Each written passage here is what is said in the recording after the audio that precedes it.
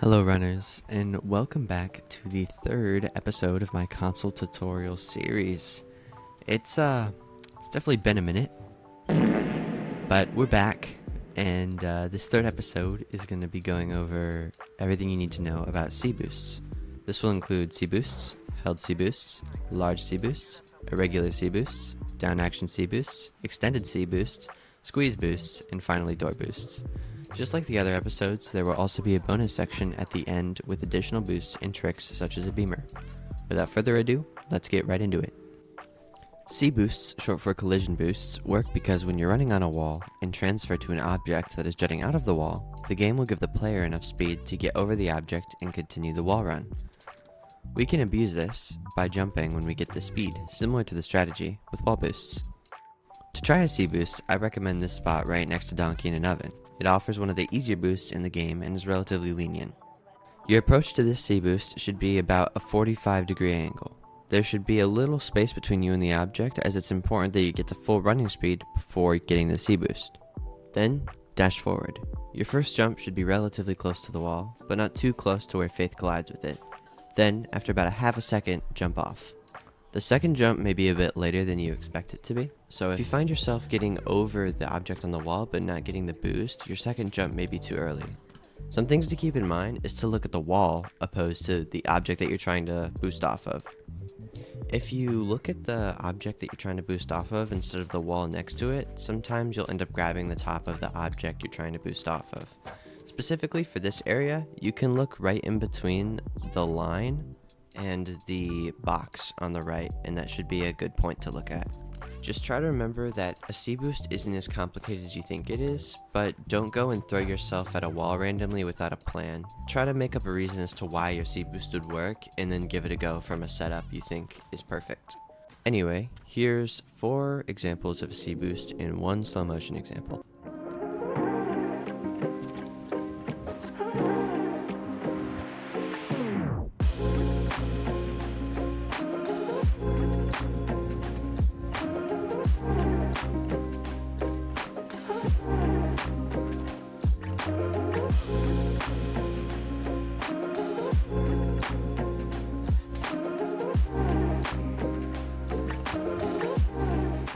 The next piece of tech is called a held C-Boost, and honestly there isn't much to say. It's pretty similar to a normal C-Boost, but instead of starting your wall run right next to the object, you're starting it a little bit before, and then jumping right when you get the boost from the object.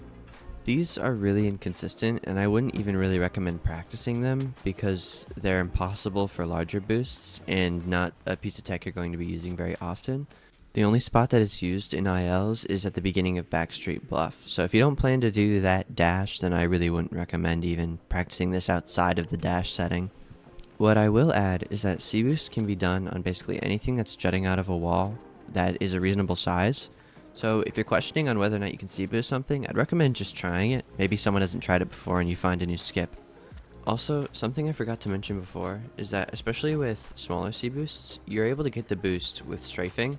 So as long as the attach angle to the wall is good enough, then you're going to get over the object and the game will give you speed. Anyway, here's 3 examples of held C-Boosts.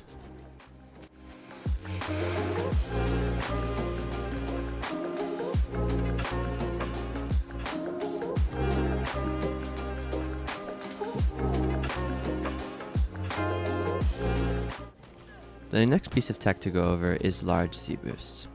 It's basically just a normal C-Boost, but upscaled. The problem is when you upscale them, not only does your speed increase, but the difficulty of the setup also does. The angles get tighter, and the setup gets tougher. A good spot to practice them is this spot right at the beginning of High Roller Avenue. All the same concepts that apply to regular C-Boosts also apply to larger C-Boosts. You first get the wall run, then you get the speed from running over the object on the wall, and then you jump while you still have the speed. Something that I always like to fall back on with larger C-Boosts like this is a 45-degree angle approach. When in doubt, it's going to get the job done 99% of the time unless you're dealing with super big boosts. So to succeed more frequently, I'd recommend approaching this at 45 degrees and using some of the same concepts that I recommended with normal C-Boosts on this as well for the approach. Another thing with large C-Boosts is they can get really large. So large, in fact, that they'd be almost impossible without an artificial lineup or something of that manner. For example, Nomad's Boost in Nomad's Run is one of the biggest boosts in the game that we use for a speedrun. And to really get this boost down, I would recommend joining one of the community discords and asking some of the runners what their personal setups are. Now with the beat shut down, it's kind of impossible to have pre-made setups without just word of mouth, so that's what I'd recommend. With that out of the way, here are 4 examples of large C-Boosts and 1 slow motion example.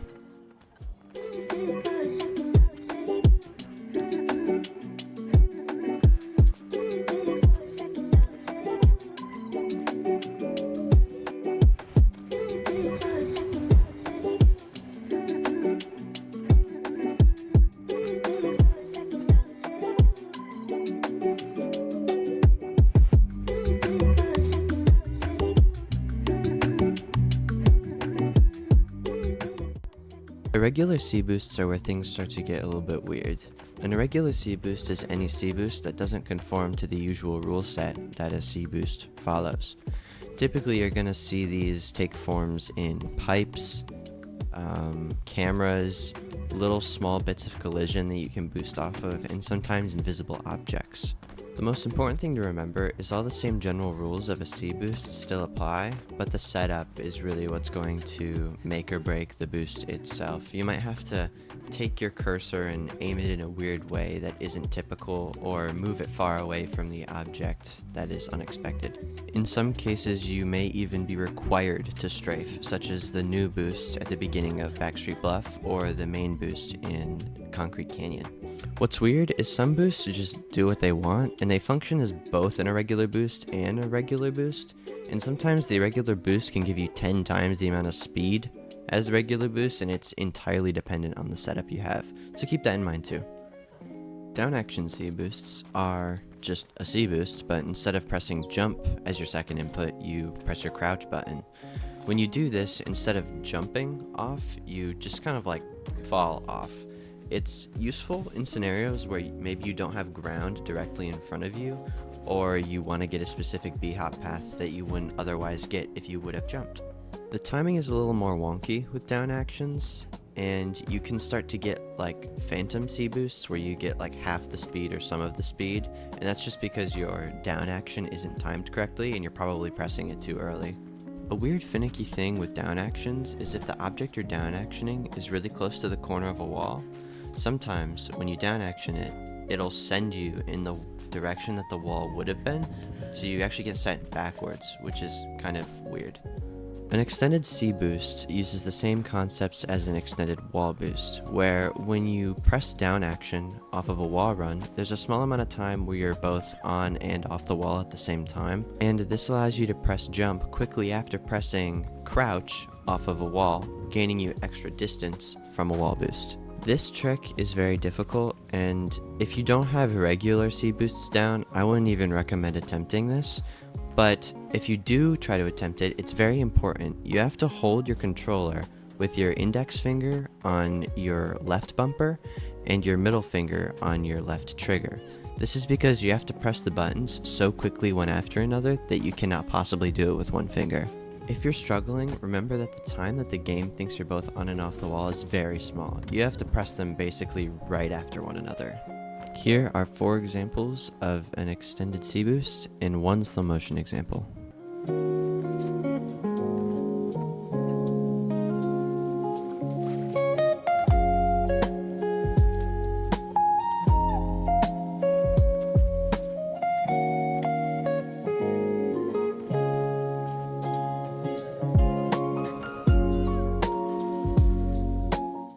Door boosts are a type of irregular boost that I'd like to give its own spot in the video.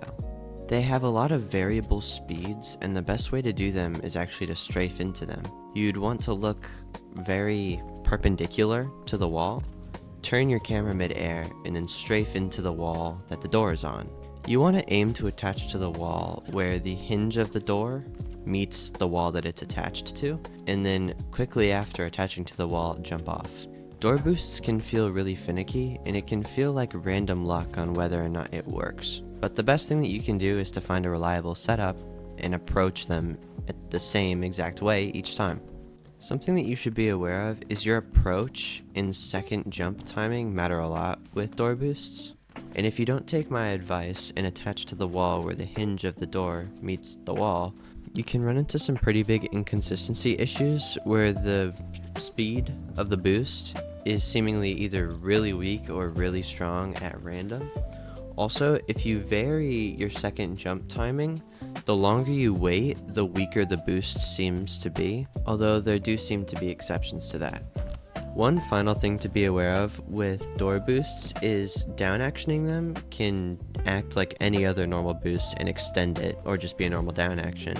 But sometimes it'll actually send you backwards, and because of that small time where the game thinks that you're on and off the wall when down actioning a boost, you can jump afterwards, and the speed you get is like way more than you normally would have. I don't know of a consistent way to do it, but it's something cool to know. Here are two examples of a door boost, one being slow motion, one being real time.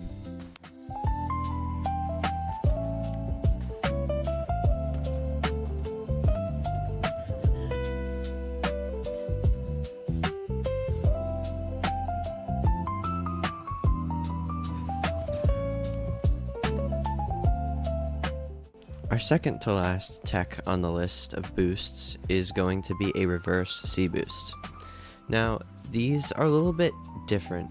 Instead of getting a boost by starting on a wall and then going to a jutting out object, you're actually starting on a jutting out object and transferring to the wall. The same concept applies where the game gives you enough speed to cross the gap from one to another, but you're just doing it in the opposite direction this time.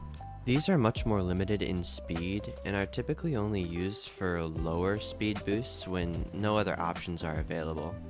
There's really only two reasonable spots in ILs to use them so far, and it's towards the end of feature creep and towards the end of DFD, which no one has actually used yet.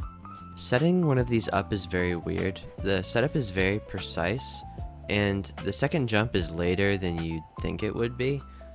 I wouldn't really recommend practicing these unless you plan to run feature creep at a lower level, because that's really where you're going to benefit from a boost like this. But it's an interesting piece of tech to know, and there could definitely be a boost out there like this that no one has found because it's a very underutilized piece of tech. If you want to find your own version of this, the first goal that you should be aiming for is to see if the game can transfer your speed, your wall run, into the wall with a little judder. If it can do that, then you can get a reverse C-Boost off of it. Just make sure you're looking as close as you can to the corner without ending up wall running directly on the wall behind the thing you're trying to reverse C-Boost. Don't get discouraged when trying these. I wouldn't even recommend practicing these because reverse C-Boosts are deceivingly difficult, and even though they are scalable, it's really impractical to do anything bigger than one of these vents on the wall, so keep that in mind too. The last piece of tech on this list is called a squeeze boost, or a squeeb for short. It comes in two main forms, one of which being shoving your hitbox into a wall using a cylindrical object, or by shoving Faith into the corner of two walls. To do the first method, you want a wall run right before the side of the circular object becomes parallel with its accompanying wall. One thing to note is the angle and timing of your first jump and where you attach to the cylindrical object matters a lot in the angle and speed you get from the boost. Unfortunately, the first form of the squeeb doesn't have very many uses because the game doesn't have very many circular objects that are in close proximity to a wall.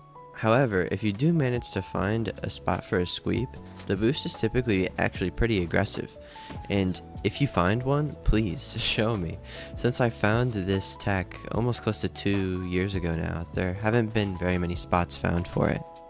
The second method of getting a squeeb is extremely inconsistent. Basically, you're trying to shove Faith's hitbox into the corner of two walls by just jumping in and hitting it at the right angle. The only amount of consistency I've managed to pull from this is when you go in for the wall run into the corner, you should tilt your joystick in the opposite direction of the wall you're trying to wall run on. it seems to do some weird shenanigans with Faith's camera and make it slightly more consistent, but it's still not very viable. It's also worth mentioning a really early jump and a landing really close to the corner of the wall also helps consistency.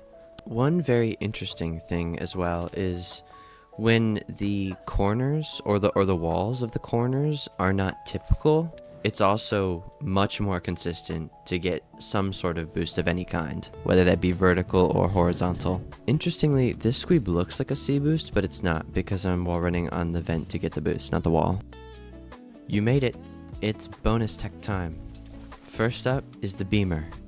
The name came from the first Mirror's Edge, and the tech it kind of resembles, but the concept is the same as a C-Boost, but vertical, and it's significantly more limited and significantly more useless.